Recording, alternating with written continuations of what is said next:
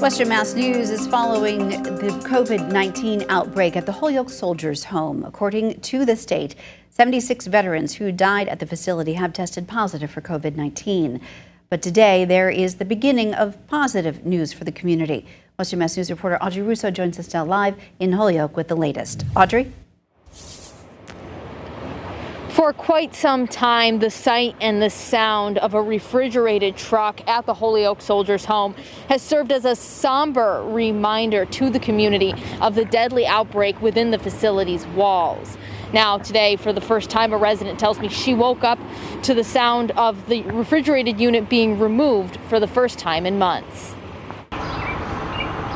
Those who live across the street from the Holyoke Soldiers Home hearing only the sounds of nature again. The ambient noise, a welcome change from what these residents have seen and heard for the last 2 months. The refrigerated unit runs all the time. And so when the televisions are turned off at night, it's a pretty prominent noise in our household to hear the refrigerated truck. Paula Marcotte lives right across the street from the Soldiers Home, where more than 70 veterans have died, testing positive for COVID-19. She says the refrigerated unit, which appeared at the end of March, is gone, along with the tents set up at the back of the facility.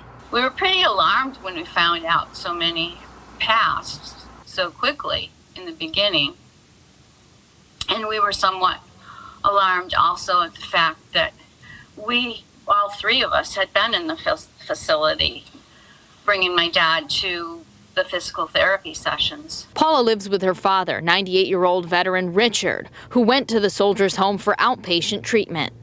She says she was told to stop bringing him in mid-March. For a daughter who had once considered placing her father in the home's care, she says the news of the outbreak made her thankful she didn't.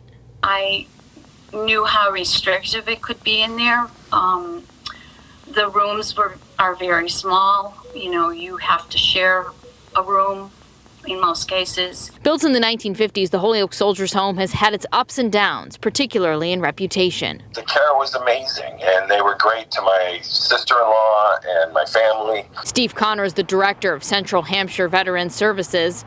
Connor's had loved ones live in the facility in the past, but by 2017, he says issues of space and staffing became a problem.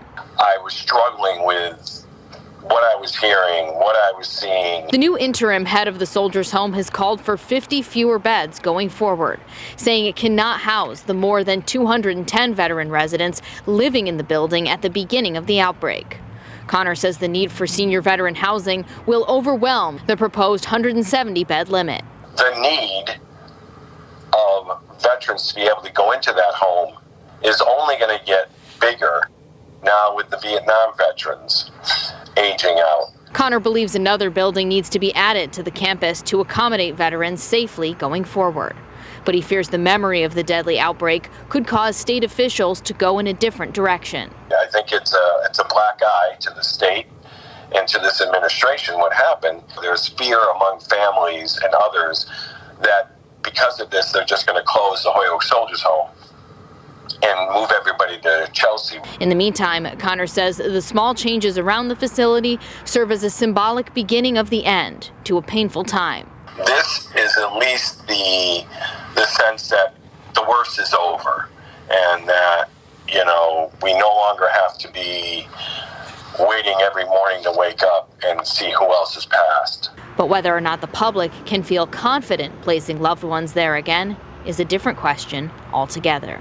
I just feel that if he had been in there at this time, he'd no longer be alive. And we're at peace with his going at his age. But the fact that I wouldn't be able to be there to comfort him just breaks my heart for these people that aren't able to be with their loved ones. At this time.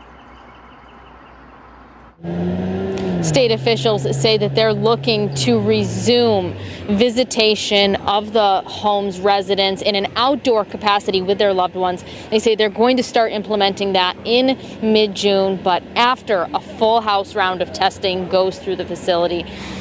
they also say that they're going to be monitoring that public health data to make sure that mid-June date is still safe when it arrives.